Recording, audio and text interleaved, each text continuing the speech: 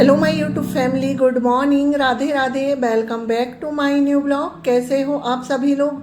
उम्मीद करती हूँ आप सब लोग बहुत अच्छे होगे, मस्त होगे, अपने जीवन में खुश होगे। स्वागत है फ्रेंड्स आपके अपने यूट्यूब चैनल पर।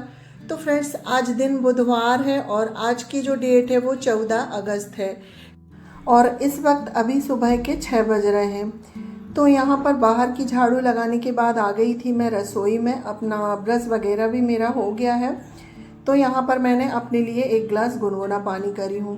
1 मिनट तसल्ली से बैठ के गुनगुना पानी पीऊँगी। उसके बाद फिर जो मेरे मॉर्निंग के काम होते हैं ना, मैं वो स्टार्ट करूँगी। तो पानी पीने के बाद फ्रेंड्स फिर से आ गई हूँ मैं रसोई में, क्योंकि हस्बैंड जी की अभी मॉर्निंग ड्यूटी चल रही है तो उन्हें 7:30 बजे तक जाना है। तो यहाँ पर मैं उनके लिए खाना तैयार कर रही हूँ। तो मैं और सब्जी, दाल और रोटी तो मैं सभी के लिए बना लेती हूँ और लास्ट में सिर्फ चावल बनाना होता है। तो हमारी सब्जी बन गई है और हस्बैंड जी भी नहा के पूजा कर रहे हैं। इसके बाद मैं रोटी सेकने लगी हूँ। रोटी सब्जी जो है अभी पक ही रही है तो उसे मैंने दूसरी गैस में कर दी हूँ और यहाँ पर मैं रोटियाँ बना लेती हूँ।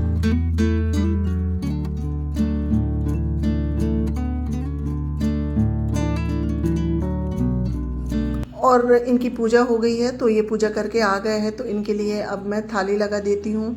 और सब्जी भी बन ही गई है तो अब सब्जी की जो गैस है वो भी बंद कर दूँगी। तो यहाँ पर इनकी थाली लग गई है। उसके बाद फिर मेरे जो रसोई के जितने काम हैं ना वो सारे कर लेती हूँ। तो यहाँ पर फ्रेंड्स मेरे रसोई के सारे काम हो गए थे। उसके बाद आ गई हूँ मैं हॉल में और अभी ये 8:30 बजे का टाइम है।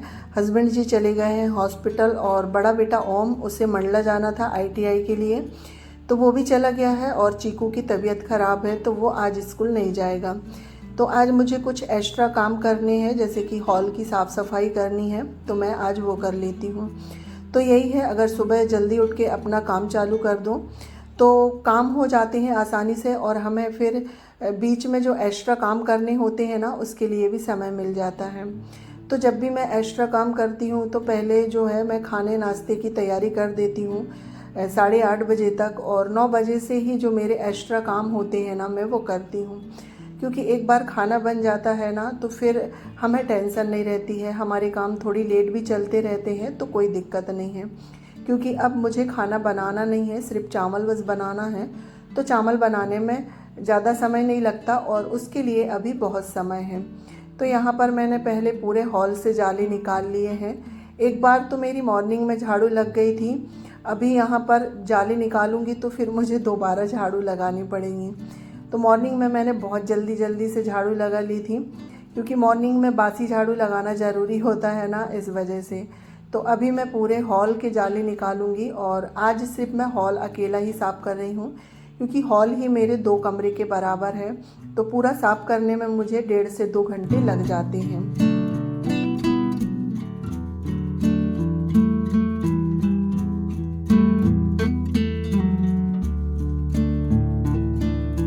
तो यहाँ पर जाले निकल गए हैं। उसके बाद ये बेडशीट भी चेंज करनी थी आज।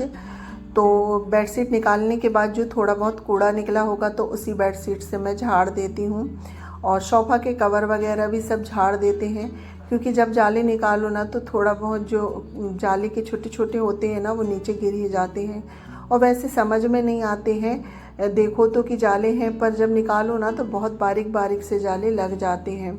उसके बाद आज मैंने ये जो पलंग है ना इसे खसका के झाड़ू लगाऊंगी, क्योंकि आधी दूर तक तो झाड़ू चली जाती है और पोछा भी चला जाता है तो साफ़ हो जाता है।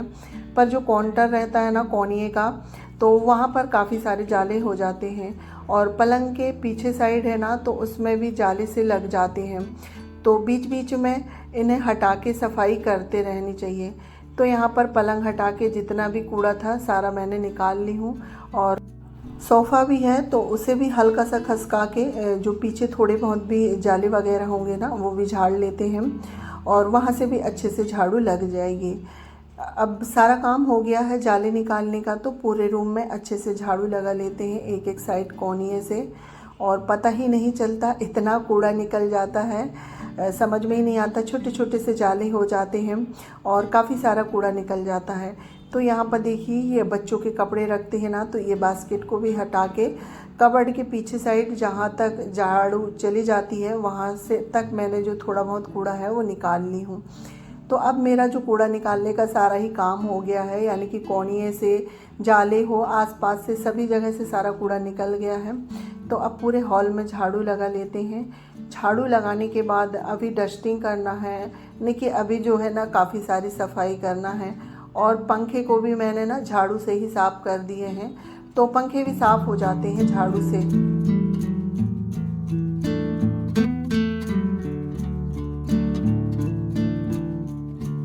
तो देखिए फ्रेंड्स, झाड़ू लगाने का सारा काम हो गया है। उसके बाद अब लग जाते हैं डस्टिंग करने के लिए। तो जब भी मैं ये जो वाली बेडशीट चेंज करती हूँ ना पलंग की, तो ये वाली जो खिड़की है उसे भी साफ़ कर देती हूँ, क्योंकि और बेडशीट ऐसा नहीं है कि 2-4 दिन में चेंज होती है, कभी कभी तो बेडशीट 8 दिन भी हो जाते हैं, क्योंकि ज़्यादा गंदी नहीं दिखती है तो फिर मैं बहुत जल्दी जल्दी चेंज नहीं करती हूँ। जब ज़्यादा गंदी हो जाती है बेडशीट तो तभी मैं चेंज कर देती हूँ। तो तभी जो ये वाली खिड़की है ना, इसे मैं साफ़ कर देती हूँ। तो यहाँ पर देखिए खिड़की साफ़ हो गई है, और जो खिड़की के पीछे वाली रॉड है ना, उसे अभी मैंने सामने से ही साफ़ करी हूँ। फिर बाहर से भी उसकी सफाई करनी है, तो वो देखूँगी 1 आध दिन। तो खिड़की साफ़ हो गई है। उसके बाद पलंग का जितना भी खाली एरिया है ना, जो एक्स्ट्रा है, तो सभी जगह मैं कपड़े से पोंछ देती हूँ। कांच होते हैं खिड़कियों के, वो तो मैं कॉलिन से साफ़ कर देती हूँ, और हल्का सा कपड़ा गीला कर लो और उसके बाद फिर कॉलिन लगा के साफ़ कर दो ना, तो बहुत अच्छे से साफ़ हो जाते हैं। तो यहाँ पर देखिए पलंग का अब जो बाहर वाला हिस्सा है ना, तो इसे भी साफ़ कर देते हैं, क्योंकि बारिश में इतनी ज़्यादा धूल मिट्टी तो नहीं आती है, पर जब ज़्यादा दिन हो जाते हैं ना, तो हल्की हल्की धूल हो ही जाती है। तो पलंग साफ़ हो गया है। उसके बाद फिर सोफ़ा है, सोफ़ा को भी साफ़ करेंगे। और आज जितना भी है ना हॉल में, जितना भी सामान है ना, सभी जगह मुझे सफाई करनी है। दूसरा रूम मैं नहीं छेड़ूंगी, क्योंकि उसके बाद फिर मुझे और भी काम करने होते हैं, क्योंकि एक ही रूम में 1.5 से 2 घंटे लग जाते हैं। अगर दूसरा रूम छेड़ेंगे तो फिर उसमें और भी ज़्यादा समय लग जाएगा। तो यहाँ पर देखिए सोफ़ा की डस्टिंग हो गई है। उसके बाद जो सोफ़ा है उसे भी सेट कर देते हैं। तो यहाँ पर सारा काम हो गया है। अब लास्ट में गेट बचे हैं। तो ये मेन गेट है सामने के, तो ये ज़्यादा गंदे होते हैं क्योंकि ये सामने ही हैं। तो इसकी जो चौखट वगैरह है, तो सभी जगह मैं कपड़े से हल्का हल्का कपड़ा मार दूंगी, तो जो थोड़ी बहुत भी धूल डस्ट होती है ना, तो इससे निकल जाती है। और इसी तरह से अगर घर में सफाई करते रहो ना, तो फिर जो घर है ज़्यादा गंदा नहीं होता है और हमेशा साफ ही रहता है।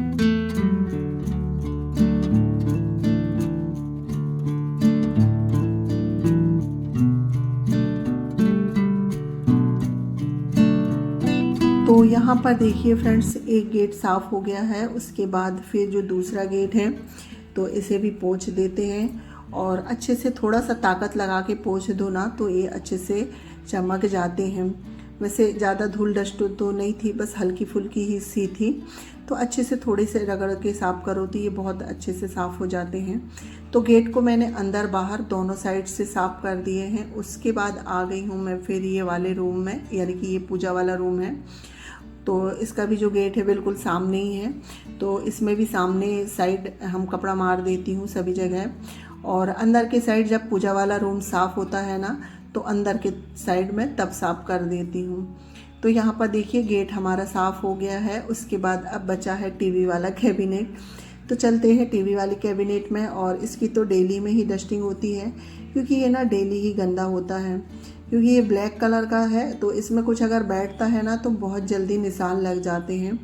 तो इसकी मुझे डेली में ही सफाई करनी होती है। और थोड़े बहुत भी अगर इधर उधर सामान फैले होते हैं ना, तो वो सारे मैं सेट भी कर देती हूँ इसी बीच। और अभी तो बच्चे घर पे ही हैं, क्योंकि हमारे यहाँ ना फीवर चालू हो गया है, यानी कि मेरे बाद मेरे बच्चों को हो गया है। जब घर में एक किसी को होता है ना, तो वायरल जो है फिर सभी को होने लगता है। तो आज चीकू को हो गया है, तो चीकू भी स्कूल नहीं गया है। वैसे तो चीकू को ना कल ही आ गया था बुखार, तो कल स्कूल से ही फ़ोन आ गया था, तो फिर उसे स्कूल से ही लेके आए हैं। तो आज मैंने उसे स्कूल भी नहीं भेजी हूँ। और बच्चे घर में रहते हैं, तो अभी देखिए अभी तो मैंने बच्चों को दूसरे रूम में बिठाल दी हूँ, और फिर थोड़ी देर बाद फिर आके बैठ जाएंगे ना, तो पूरा यानी कि इनको ना खिसका देते हैं, जैसे कि सोफ़ा के कवर है ना, वो तो नीचे मिलेंगे। तो चलिए फ्रेंड्स, बातों बातों में सभी जगह की डस्टिंग हो गई है। उसके बाद जो बेडशीट थी वो भी मैंने सेट कर दी हूँ। अब लास्ट काम है पोछा लगाने का। तो अभी पोछा मेरा रसोई में भी नहीं लगा है, उससे पहले रसोई में मुझे थोड़ा सा कुछ काम था। अभी हमारे यहाँ पूजा हुई थी, तो ये बर्तन है जो एक्स्ट्रा वाले, ये वाले कबर्ड में रखे होते हैं। तो सारे ये बर्तन ना अस्त व्यस्त हो गए थे, तो सारे बर्तन बाहर निकाल के और थोड़ी सी जो है कबर्ड की सफाई भी हो जाएगी, क्योंकि अंदर रखे रखे समझ में नहीं आता है ना, कूड़ा हो ही जाता है। तो यहाँ पर सारे बर्तन मैंने बाहर निकाल ली हूँ। उसके बाद फिर जो कबर्ड है इसे झाड़ू लगा देती हूँ और फिर इसमें पोछा लगा देंगे।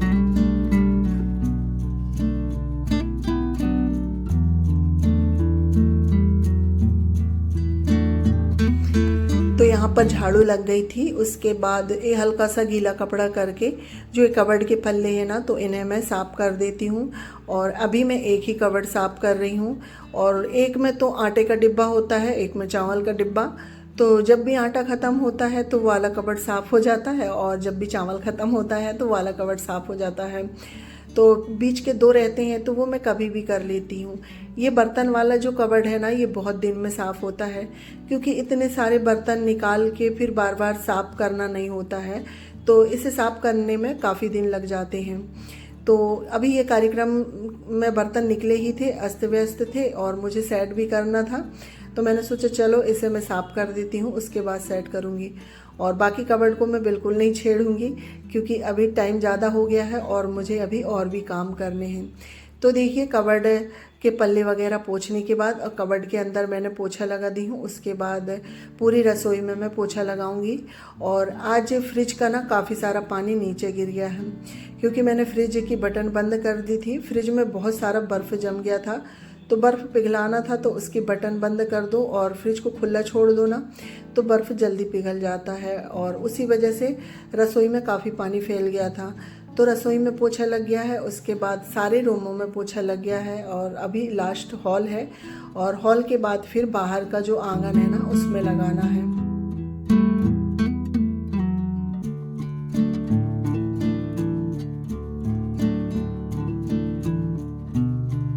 तो यहाँ पर हॉल में पोछा लग गया था। उसके बाद आ गई हूँ मैं बाहर आंगन में। तो आंगन में पोछा लगाने से पहले मैं वॉश बेसिन धुल लेती हूँ, और वॉश बेसिन को मैं सर्फ से ही धुलती हूँ, हार्पिक वगैरह नहीं डालती हूँ। और मेरी जो वॉश बेसिन है ना, सर्फ से ही देखिए कितनी चमक जाती है। और आज मैं आंगन को धुलूँगी नहीं, ऐसे ही पोछा लगा देती हूँ, क्योंकि धुलो तो फिर बहुत समय लग जाता है और काफ़ी सारा पानी पानी रहता है, तो जल्दी सूखता नहीं है, फिर अंदर भी गंदा होता है। तो यहाँ पर देखिए वॉश बेसिन धुल गई है। उसके बाद फिर मोप से ही पूरे आंगन में पोछा लगा देती हूँ, क्योंकि अभी मुझे मोप को धुलना भी है, तो सारा पोछा लग के हो जाता है। उसके बाद फिर इसे मैं ना धुल के भी रख देती हूँ, क्योंकि बारिश के समय में अगर हम इसे ऐसे ही छोड़ देते हैं ना, तो फिर इसमें ना स्मेल आने लगती है। तो फिर वही है, फिर अगर हम इसी से पोछा लगाएंगे घर में, तो घर में भी फिर स्मेल आने लगती है। तो जब कभी भी पोछा लगाओ ना, तो मोप को धुल के ज़रूर रखना चाहिए। तो यहाँ पर देखिए फ्रेंड्स, सारा काम हो गया था। उसके बाद आ गई हूँ मैं नहा के, और साथ ही कपड़े भी धुल गए हैं। तो यहाँ पर साड़ी वगैरह पहनने के बाद अब मैं बाल बांध लेती हूँ, उसके बाद करूँगी पूजा। और बाल जो है ना, मैं बाहर आके सुलझाती हूँ, क्योंकि बारिश के समय में बहुत बाल गिरते हैं, और अगर अंदर करो ना, तो फिर पूरे घर में बाल ही बाल दिखते हैं। तो यहाँ पर देखिए फ्रेंड्स, तैयार होने के बाद पूजा भी हो गई है, और इसी बीच अम्मा जी का खाना भी हो गया है, क्योंकि चावल भी बन गया था। तो यहाँ पर जो बर्तन है ना, वो मैंने सेट कर दिए हैं। ये देखिए, जितने भी बर्तन थे, कबर्ड सूख गया है। तो पहले कैसे दिख रहे थे बर्तन, और अब देखिए बिल्कुल सेट हो गए हैं, तो काफ़ी सारी जगह निकल गई है। तो फ्रेंड्स, यहाँ पर जो मेरा घर का है ना, मॉर्निंग का सारा काम हो गया है। अब मैं खाऊंगी खाना, और इसी के साथ अपना ब्लॉग भी एंड करती हूँ। अगर आपको ये ब्लॉग अच्छा लगे तो लाइक शेयर सब्सक्राइब करिएगा, और अगर मेरे चैनल में पहली बार आए हैं तो प्लीज़ चैनल को सब्सक्राइब करिएगा। मिलती हूँ नेक्स्ट ब्लॉग में, जब तक के लिए बाय बाय।